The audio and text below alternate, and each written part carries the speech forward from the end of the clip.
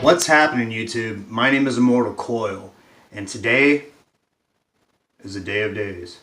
I got my first international fucking request, and I'm proud as fuck for it. So let's all hear it for Abner Enrique from Brazil, who sent in a request. And all you have to do, Abner, since I'm responding to you, just package me one of those hot women with the bundas. Put her in a regular sized box and send her to me, and make sure she's good to go. Alright, so Abner wants to hear from Frankie Boyle, who is a Scottish comedian, and one that I can say that I've honestly never heard before. So you're going to see an honest reaction. Honestly. Which is funny, because I'm Scottish. And so many fine minds and comedic brains have come out of Scotland, because you have to have a sense of humor to fucking survive in that climate. So what you're going to see is a pure reaction. And it's exhilarating. So, without further ado. And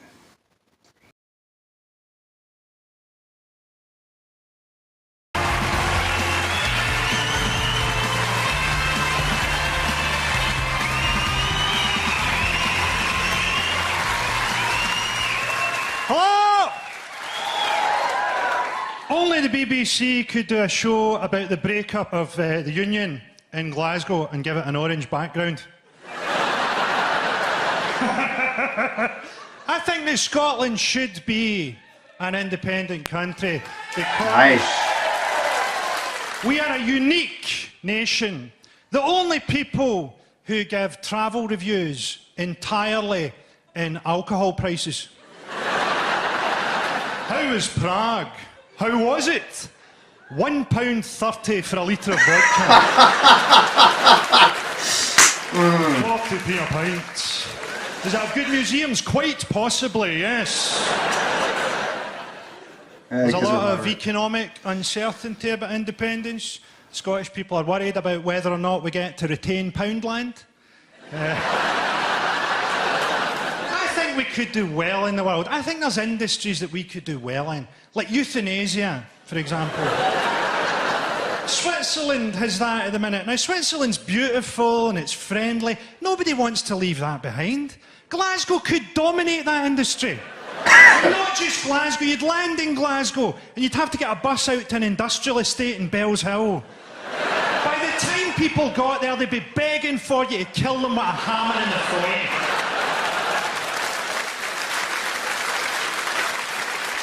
They wouldn't even want the silk pillow and the poison chocolate. Just put a sledgehammer in my temple and kill me like a pig in an abattoir. Glasgow would be so good at euthanasia, there'd be waiting lists so long people would be dying from natural causes.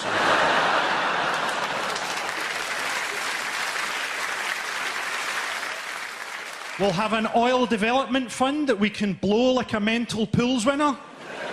There'll be a button in Balloch Town Centre that turns Loch Lomond into a jacuzzi. Coatbridge will have an actual functioning time capsule. And we'll be so rich and self-confident as a nation, we'll tell jokes like that English people can't even understand. What's a time capsule? I have no idea. What's a Coatbridge? Now, to explain unionism to you, unionism, to be fair, is simply the belief that two small, pretty similar countries might be better off together, unless those countries are both part of Ireland. We have become more anglicised as a nation. People say things like jog on now. Anyone who says jog on can fuck off.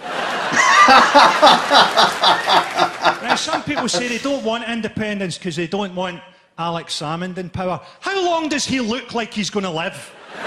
He has the life expectancy of full-fat milk. Who are we looking to make the vote?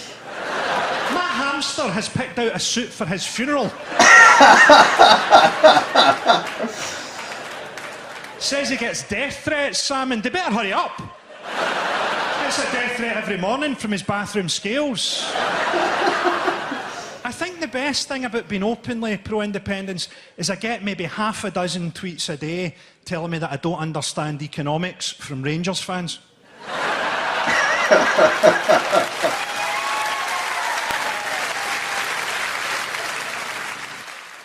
So, I'm gonna give this a polite golf clap, Brazil. I really enjoyed his colloquial witticisms more than his politics.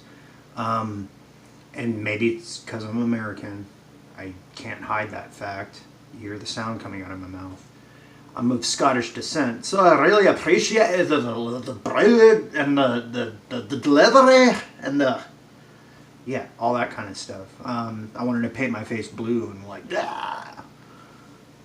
But when it came down to like politics, you know, I have a lot of friends that are vets, so and they've been to Afghanistan and they've been to, and look, if you really want to get like technical about it, yeah, on the upper levels, maybe we shouldn't have been there. Maybe there were ulterior motives for going there, but you can't fault a worker for their occupation.